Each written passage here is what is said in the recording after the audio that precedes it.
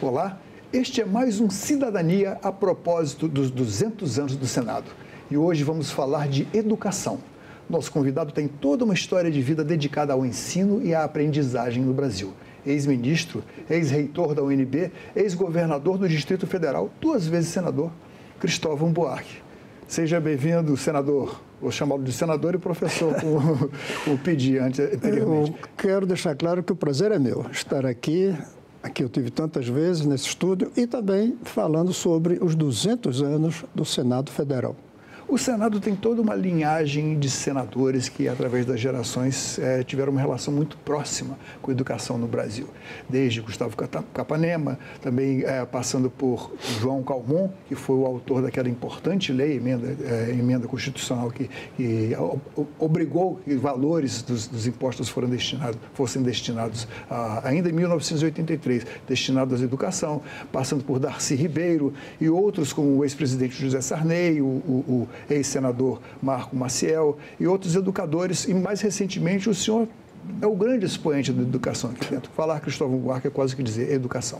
Quais são os principais desafios da educação para o futuro em que nós estamos vivendo? Essa pergunta merece eu ter vindo aqui para mim. Fico muito feliz de escutá-la. Sobre os expoentes aqui. É verdade, todos esses nomes que nós tivemos aqui foram senadores educacionistas, eu gosto de chamar. Mas ainda não tivemos o Joaquim Nabuco no Senado. O Joaquim Nabuco, abolicionista, que foi deputado, entendeu? Porque nós, Darcy, Sarney, eu me incluo, João Calmon, o Fernando Henrique Cardoso Fernando também. Henrique e outros. A gente não conseguiu fazer a ruptura. Houve uma ruptura em 13 de maio de 1888. Uma ruptura que veio da princesa, mas passou aqui. Eu escrevi um livro inteiro sobre o debate que aconteceu no Senado e na Câmara entre 3 e 13 de maio de 1888. E ali houve uma ruptura. Na educação a gente não conseguiu ainda. São dezenas de pequenos gestos positivos. O primeiro eu coloco o de João Calmon, quando vinculou os gastos com a educação no orçamento. Isso ainda em 1983, época da ditadura. Isso. De lá para cá foram muitos. Posso citar aqui quando tiver um tempinho, agora não. Mas não houve uma ruptura ainda, nada disso. Ainda não houve a Lei Áurea da Educação. Para mim, essa Lei Áurea seria a criação do Sistema Nacional Público Único Federal na educação de base. São quase 200 mil escolas no Brasil. Dessas, tem 540 escolas federais. O Brasil não vai ter uma educação da máxima qualidade pelos padrões mundiais e a mesma qualidade entre pobre, rico, branco, negro, mesma qualidade, enquanto o sistema não for federal. A municipalização mantém a pobreza da educação, a baixa qualidade e, sobretudo, mantém a inequidade, a desigualdade de um município para outro. Essa lei áurea da educação nós ainda não fizemos no Brasil. Bom, o financiamento da educação tem sido objeto de muita controvérsia, sobretudo no ensino superior, em que as universidades, uma das quais o senhor foi reitor, a UNB, uma das melhores, as universidades públicas são a nata do conhecimento, mas existe uma proliferação de universidades privadas. E há quem defenda uma inversão, coloque que o ensino superior seja o ensino privado, de faculdades privadas, para quem possa pagar, e o ensino básico seja público, completamente público. O que o senhor acha disso? Primeiro, a gente tem que separar estatal de público. Nossas universidades são estatais, mas para que sejam públicas, elas têm que servir ao público, a um projeto de nação. Ninguém discute, por exemplo, se as Forças Armadas são estatais ou públicas, porque se supõe, apesar de vez em quando tentativa de golpe, se supõe que as Forças Armadas são uma necessidade do público brasileiro. Público não no sentido das pessoas, mas da nação. A universidade tem que servir à nação, com ciência, com tecnologia, formando professores para a educação de base, por exemplo. Hoje não está fazendo isso. Há recursos para isso? Claro que tem, mas se eu disser que não tenho, eu digo, em quanto tempo? 2, 3, 4, 5 anos, não tem. Mas se você botar 20, 30, tem.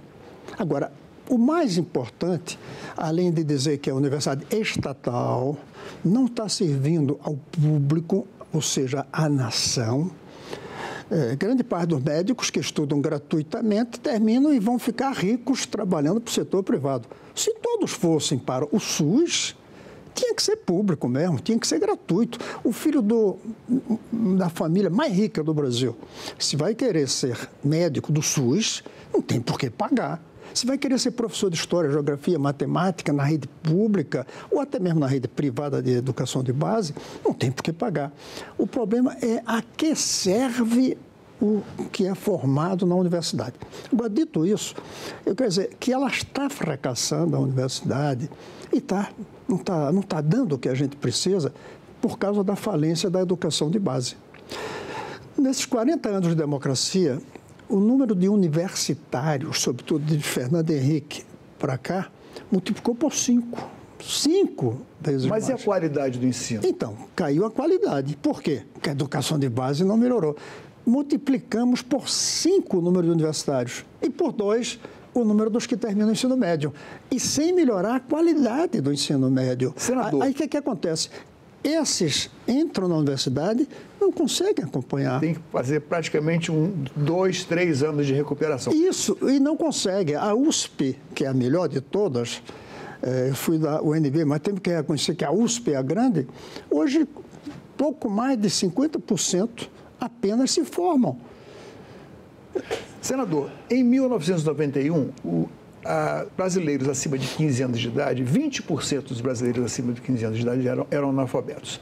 Em 2022, no censo, esse dado baixou para 6,1%. Evidentemente, aí nós não estamos analisando que tipo de alfabetização receberam, porque hoje existe uma outra alfabetização, que é a alfabetização digital. Estamos vivendo uma época em que a informação chega por todos os poros, o entretenimento chega por todos os poros, mas a educação crítica não é estimulada. Inclusive, há uma fuga de cérebros do ensino básico. Ninguém quer mais fazer pedagogia, ninguém quer mais ir para a sala de aula. O que o senhor sugere de prático para inverter essa tendência? Primeiro, eu quero dizer que reduziu-se a percentagem, mas o número absoluto é o mesmo. Nós reduzimos de 10 para 6,5% o número de analfabetos, porque a população cresceu. Mas são 10 milhões. 10 milhões de adultos analfabetos no meio do século XXI é uma inconsequência, uma responsabilidade, uma traição com o futuro do Brasil. Mas tem pior. É que o Brasil é um dos raríssimos países do mundo que tem um texto escrito na bandeira. E o analfabeto, portanto, não reconhece a bandeira. Você já pensou que quando o analfabeto vê aquela maravilha da bandeira brasileira, talvez não seja a bandeira brasileira, porque se você misturar as letras de ordem e progresso, ele vai pensar que ainda é a bandeira do Brasil. Mas então fracassamos nisso. Agora, como inverter isso? Segundo ponto, você falou em alfabetização digital. É pouco digital. Nós temos que alfabetizar para a contemporaneidade. São 10 itens que eu coloco que são necessários. Não vou lembrar aqui nem tempo, mas tem que saber muito bem falar, escrever, interpretar português. Tem que saber mais um idioma. Quem não tem um idioma a mais, hoje não é alfabetizado para a contemporaneidade. Tem que saber as bases de todas as ciências, da matemática, e da história, e da geografia. Tem que ser capaz de discutir os temas do mundo, como a guerra da Ucrânia, a guerra do Oriente Médio, a crise americana. Então, tem que ser capaz de ter um ofício, tem que sair do ensino médio com um ofício. É um absurdo que as pessoas tenham que entrar na universidade para poder ter um ofício. Mas que ofício seria esse hoje, numa época em que a inteligência artificial está acabando com os empregos? Aí é que vem mais um item. Tem que sair da educação de base sabendo continuar a aprender. Acabou o tempo do diploma. O diploma hoje vale menos tempo do que um queijo que você come. Não tem ali escrito prazo de validade? Todo diploma devia ter escrito prazo de validade. Mas, ao mesmo tempo, os melhores empregos ainda dependem de diplomas e, às vezes, de mestrado e doutorado. Mas essa é uma deformação. A gente está dando valor ao diploma, não ao conhecimento. Se você for olhar, conhecimento é uma coisa, diploma é outra. Como estatal é uma coisa, público é outra. O saber com empregabilidade, com funcionalidade, hoje não tem tanto a ver com os diplomas que são dados. Até porque 5 anos depois do diploma, está superado se não buscou outro diploma com novo prazo de validade. Mas você perguntou o que fazer. É tão simples e óbvio do ponto de vista técnico. Aí eu vou dizer o que é difícil. É simplesmente ter todas as escolas brasileiras com professores muito bem preparados, muito bem remunerados, portanto, bem avaliados. E se na avaliação não está dando certo, ser substituído, como a gente faz com os técnicos de futebol, mas não faz com os professores. Senador, já existem mais celulares no Brasil do que brasileiros. Né? Sim. E as crianças de hoje, elas já nascem com o celular na mão. De que forma o senhor poderia pensar em encaixar esse tipo de aprendizagem, digamos assim, anárquica que tem a criança, para a alfabetização e uma alfabetização crítica? Não, eu chamo a alfabetização para a contemporaneidade. Portanto, tem que ser crítica também. Mas é muito mais do que ser crítica. Mas eu vou responder a essa pergunta de como usar o celular e outras ferramentas, mas dizendo antes o que é preciso. O professor, bem remunerado, bem preparado, em prédios muito bonitos, agradáveis, confortáveis, com os mais modernos equipamentos, inclusive o telefone, que você citou, e tudo em horário integral. Não existe escola de 4 horas, não é escola mais. Tanto que as classes médias no Brasil entenderam isso, põe 4 horas na escola, mas depois vai para o judô, karatê, ginástica, inglês, francês. Essas escolas, como é que surgem? Então é fácil dizer, mas como é que faz isso? Eu só vejo uma maneira. O governo federal começar a adotar os sistemas municipais por cidade. Vai levar uns 20, 30 anos para chegar a todas. Mas em 2 anos, você pega uma cidade e constrói prédios novos, contrata professores novos, reforma. E faz as escolas do Brasil iguais, por exemplo, ao Pedro II, que é federal. As escolas técnicas são federais. Os colégios de aplicação, os colégios militares, se você discute o currículo ou não, mas a qualidade, a presença, o rigor, o ensino da matemática, por exemplo, que eles são bons. Então, é federalizar o sistema brasileiro e federalizar paulatinamente, não é de uma vez, e por cidade. Agora, essa é a minha resposta como educacionista. Mas a sua do telefone é a pergunta ao educador. São coisas diferentes. O educacionista é que cuida da política nacional para a educação. O educador é que cuida de como deve ser a sala de aula. E aí a minha primeira resposta é que ninguém sabe exatamente como vai ser a sala de aula do futuro. Mas uma coisa eu sei, tem que usar todas as ferramentas. Nós temos que sair da aula teatral, que é professor, quadro negro e o aluno junto. Tem que sair disso para a aula cinematográfica, que é o professor com Google, com YouTube, com efeitos especiais. E ele, professor, podendo aparecer ou não na tela, podendo estar ou não estar presente na sala de aula, a partir de uma certa idade. Pequenos têm que estar na sala de aula. Então, temos que... São 2 respostas. Do ponto de vista de educacionista, é federalizar a educação. E do ponto de vista educador, é sair da aula teatral para a aula cinematográfica. Hoje nós não temos o mesmo sinal de internet em todos os lugares, há lugares até que não se possuem desse tipo de sinal. O senhor não teme que essa entrada da tecnologia no ensino, da teatralidade, digamos assim, que um simulacro de entretenimento que vai facilitar a aprendizagem, que ele vai distanciar as regiões mais pobres das mais ricas? Por quê? Se eu colocar a internet em todas as escolas do Brasil, você acha que a gente está condenado a não ter internet?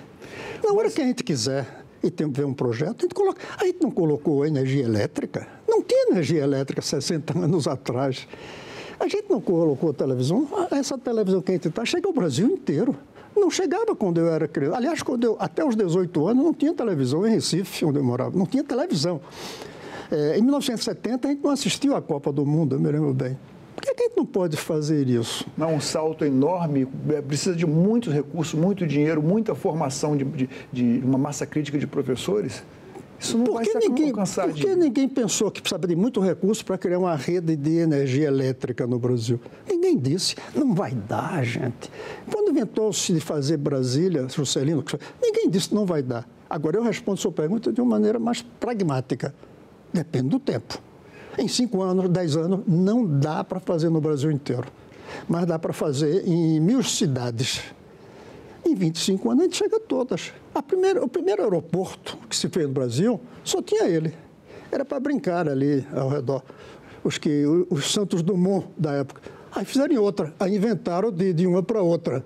Hoje tem todas. Senador, 2 senadores, ex-senadores, agora inclusive já faleceu, tiveram uma experiência, fundamentaram uma experiência no Rio de Janeiro, que foram os CIEPs, uma criação do senador Darcy Ribeiro, e depois o presidente Collor, que foi senador também aqui, transformou os CIEPs de alguma forma nos CAICs numa tentativa de mudar assim, um pouco. Que crítica o senhor faz a essas 2 iniciativas? Eles terem feito por escola e não por cidade. O Darcy e o Brizola, acho que fizeram 150 escolas. Se em vez de 150 escolas tivesse feito todas as escolas de 20 cidades, ninguém parava. Só para explicar para o telespectador, eram escolas públicas de turno... horário integral. De horário integral, com alimentação, com... Isso. O que tinha que ter no Brasil inteiro. Agora, a minha pergunta é, Brizola fez isso há 40 anos. Faz 40 anos que tem democracia. Por que a gente não fez ainda no Brasil? Mas não por escola apenas. Tem que revolucionar a cidade inteira. Se Brizola tivesse feito em 20 cidades, as 150... Então, 8 cidades pequenas com 8 escolas, ninguém parava. Foi o erro do Brizola, foi o erro do Collor, que foi uma boa coisa que o Collor fez. Eu acho que chegou a fazer umas 500 no Brasil. Agora, por isso que eu digo, a gente tem que sair dos CIEPs para as CEF, Cidades com Educação Federal. O governo atual, Lula, poderia fazer uma coisa dessas. O Lula não vai deixar uma marca na educação, você sabia disso? E esses institutos técnicos que estão sendo anunciados agora? Ótimo! Tudo isso é ótimo, mas não é suficiente. Primeiro porque esses institutos vão pegar meninos que saem do ensino fundamental deficientes. Não vai conseguir dar o salto. Se você olhar bem, essas maravilhas que são os institutos tecnológicos e as universidades não estão dando o resultado que a gente esperava. Porque o ensino fundamental é ruim. O menino que entra numa escola dessa sem saber o que é ângulo reto, a temperatura em que a água ferve, às vezes misturando, não vai dar certo. É a educação de base que a gente tem que revolucionar. Não revoluciona no Brasil inteiro, rapidamente, mas revoluciona em cidades. Qual é o maior empecilho para isso? O maior empecilho de todos é o Brasil acreditar que é possível 2 coisas. Não acreditamos. O Brasil está entre os 5 a 10 melhores do mundo em educação. Não faz parte do desejo brasileiro. A gente quer ser campeão de futebol. A gente quer ganhar medalha de ouro no atletismo. Mas ser campeão de educação no mundo, há uma sensação brasileira de que isso é impossível. É como você ou eu ir morar no Palácio de Buckingham, da Inglaterra. E o segundo é que é possível, sim, fazer o que os outros países já fizeram também. O filho do pobre estudar na mesma escola do filho do rico. Isso não faz parte do universo de conhecimento do brasileiro, nem dos pobres, nem dos ricos. É isso que nesse livro que eu fiz, A Última Trincheira da Escravidão, eu digo, o Brasil mantém a escravidão porque até hoje mantém escola senzala para os pobres e escola Casa Grande para os ricos. Escola senzala para quem não pode pagar e escola Casa Grande para quem pode pagar. E essa é a causa de todos os problemas brasileiros. Não é a única causa, mas é a causa de todos os problemas brasileiros. Numa iniciativa que visou amenizar essa distância entre pobres e ricos, quem pode pagar e quem não pode pagar, o senhor lançou o Bolsa Escola. Foi primeiro aqui em Brasília, quando o senhor era governador. Como o senhor avalia essa experiência e no que ela se transformou depois com a anexação de outras bolsas no governo Fernando Henrique, ficou de tal forma irreversível aquilo que o senhor criou, que hoje nós temos o Bolsa Família, né? Ficou irreversível, mas ficou deformado. O meu programa era toda criança na escola sem faltar a mais de 2 aulas por mês. Eu vi muitos pais que vieram me reclamar porque deixaram de receber a Bolsa Família no meu governo, a Bolsa Escola. Até eu peguei o nome errado que é hoje. Vieram e eu fui olhar. Seu filho faltou 3, 4 aulas. Desculpe, mas não tem jeito. Porque não era um programa assistencial, era um programa educacional. Havia uma troca, né? Não é só haver uma troca, era um investimento. Daí a 11 anos eu não precisava mais de programa. Qual é a tragédia hoje? O Bolsa Família é uma maravilha do ponto de vista assistencial. Você já imaginou se não tivesse Bolsa Família no Brasil, chegando a todo mundo que precisa? Mas ficou permanente. Ela não se... É um programa que não carrega as ferramentas para extinguir-se, para se fazer desnecessário. E aí você usou o verbo certo, você usou o verbo amenizar. A Bolsa Escola que eu criei não era para amenizar a pobreza, era para abolir a pobreza quando essas crianças crescessem. Senador. Então não era para abolir. A Bolsa Família, tudo isso é uma maravilha para diminuir a penúria da pobreza. Mas a democracia brasileira, depois de 40 anos, está devendo, tem uma dívida com os pobres brasileiros. Nós não tomamos medidas para irmos além do verbo que você usou, amenizar. Nós continuamos amenizando e não fazendo outra palavra que você usou, boa, revolução. Nós temos que fazer uma revolução na educação. Basta de amenização. Amenizar, a gente vem, eu cito aqui, seria outro programa. O que é que o Brasil já fez na educação? Muita coisa. E melhorou, hein? Não piorou, não. É conversa dizer que a gente está pior hoje do que antes. Mas só amenização, nada de revolução. Senador, uma última pergunta aqui. No seu livro, O Mundo é uma Escola, o senhor que é um ser inquieto e inconformado sempre, visitou 85 países e trocou experiências sobre a educação nesses países. Em algum deles, o senhor encontrou alguma proposta que possa ser aplicável aqui no Brasil, em termos de uma educação para o futuro?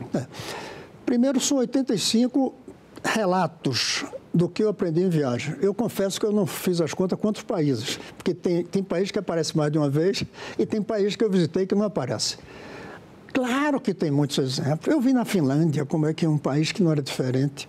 Eu vi na Coreia do Sul, que era atrasado, embora tenha uma tradição milenar de educação. Muitos países deram salto. Eu acho que a Irlanda é o melhor. Mas a Irlanda, o melhor que eu ponho lá não é a qualidade da educação. Um dia eu pedi ao embaixador brasileiro que eu queria ver o lugar onde eles fizeram uma grande reunião de sindicalistas, políticos e empresários para decidir o que fazer nos próximos 30 anos e decidir educação. E se eu quero ir lá, embaixador, ver como é que foi o lugar, um castelo que tem lá. Ele disse, não vai dar não, senador, é muito longe. E se esse país não tem nada longe? Aí vai de manhã, voltar de tarde de carro. Ele disse, não, as estradas são péssimas. Aí eu disse, embaixador, como é que um país que hoje tem uma boa educação tem estrada ruim? Nunca vou esquecer. Ele olhou, embaixador Stênio, ele olhou para mim assim, riu e disse, é por isso, senador, eles fizeram as escolas. Agora vão fazer as estradas. Nós, brasileiros, preferimos fazer as estradas, os estádios, as represas, os aeroportos, para um dia fazer a educação. Até as universidades fizemos para depois fazer a educação de base. E hoje estamos pagando um alto preço, porque Darcy, que a gente estava lembrando aqui, 40 anos atrás disse, ou a gente faz escola agora, ou vai ter que fazer mais cadeias depois. E é o que está acontecendo. A próxima eleição presidencial, o debate vai ser quem faz mais cadeias, não vai ser quem faz mais escolas. Senador, muito obrigado pela sua presença, sempre aprendemos muito, volte sempre e muita saúde e continue nos ensinando muito. Eu que agradeço. Foi um grande prazer voltar aqui. Esta entrevista e todos os nossos outros programas estão disponíveis para você rever ou compartilhar no nosso site, senado.leg.br/TV, ou então pelo nosso canal no YouTube. Inscreva-se lá e marque o sininho para receber notificações. Obrigado pela companhia e até o próximo Cidadania.